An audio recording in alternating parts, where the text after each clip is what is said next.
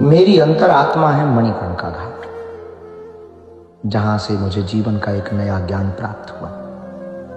बात है सन 2010 की। हमारे जीवन की गति को प्रगति देने वाले जिस सदगुरु महापुरुष भगवत प्राप्त महात्मा दादा गुरु ने हाथ पकड़ा। दादा गुरु जी ने जब हाथ पकड़ा था वो सन था लगभग 2005 से 2010 तक जिनके सानिध्य में रहे, साधना ली, हनुमान मंत्र की दीक्षा ली, हनुमान जी की बालाजी की कृपा ली, प्रसाद पाया, जिनके जीवन के प्रत्येक भाव को सुना, जिनकी तार्किक बुद्धि ने हमको जीवन जीने का एक नया रास्ता दिया, बिगड़े हालातों में संभल कर चलने का रास्ता दिया। उनकी अंतिम इच्छा थी कि मेरी मृत्यु, मेरा शरीर काशी में छूटे, मेरी मौत काशी में। मणिकर्णिका घाट में बसती है मेरी अंतरात्मा। फिर क्या, 2010 में हम उसी महापुरुष की जब शरीर अस्वस्थ हुआ, पूरे परिवार के साथ पहुंच गए मणिकर्णिका घाट। वहाँ पंडित जी की धर्मशाला में फिर 15 दिनों तक सेवा की।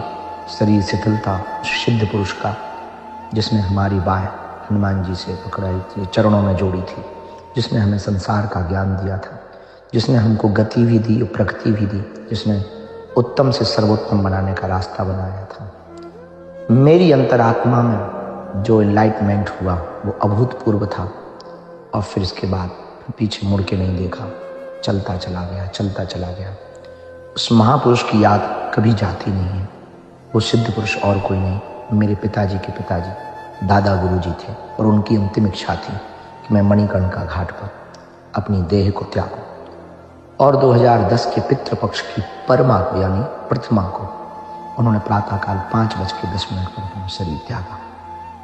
वो रात भूली नहीं जाती, इसलिए काशी हमें खींच लाती है। वो काशी की गलियां, वो लल्लू की कचौड़ी, वो मणिकर्णिका घाट की गली में चाय का प्याला, राम नाम सत्य की आवाज, हजारों अपने बिछड़ते चले जा रहे, गंगा बहती चली जा रही है, फिर भी लोग आए जा रहे हैं, जाए जा रहे हैं। मानव जीवन का यही सत्य है। मणिकर्णिका घाट पर देख लिया, जिंदगी ज़्यादा बड़ी नहीं। जिंदगी में एक बात हमने समझ ली, क्वांटिटी से ज़्यादा क्वालिटी बेहतर होनी चाहिए। जीवन बड़ा ना हो, जीवन बड़ा हो। इस भाव को लेकर के फिर वो दुर्गा कुंड की देवी माँ का स्मरण, वो रातों भर जागना, वो संकट मोचन के दर्शन, वो मानस मंदिर तक पैदल जाना, पैसा ना होना, वो ताकते रहना, 1.5 रुपया की चाय के लिए भी तरसना, फिर भी दादा गुरु जी की शिथिल पड़े शरीर को देखना, उनकी आंखें में चलते रहना, उनकी कभी कभी उंगली का हिलना। कभी आशा होती थी कि अब उठेंगे, शायद अब बात करेंगे, जाते जाते वो हमसे कुछ तो कहेंगे। पर 2010 में पितृपक्ष की परमा का सुबह वो आई। वो तन से तो चले गए पर मन से कह गए कि तू चिंता मत कर, मैं तेरे साथ हूँ, मैं तेरे साथ हूँ, मैं तेरे साथ हूँ। इसलिए प्रिय, तुमने हमसे पूछा है कि मणिकर्णिका घाट पर आप वर्ष में एक रात के लिए क्यों आते हो? बस उसकी याद मुझे खींच लाती है। वो बनारस की गलियाँ मुझे खींच लाती हैं, वो दुर्गा कुंड की माँ मुझे खींच लाती है, वो मानस मंदिर का प्रांगण मुझे खींच लाता है, वो संकट मोचन हनुमान जी जो वहाँ तुलसीदास जी को भी दर्शन में खींच लाता, वो बनारस के घाट रातों को मैं बहुत घूमा, 80 घाट, दशाश्वमेध घाट, शीतला माता के दर्शन।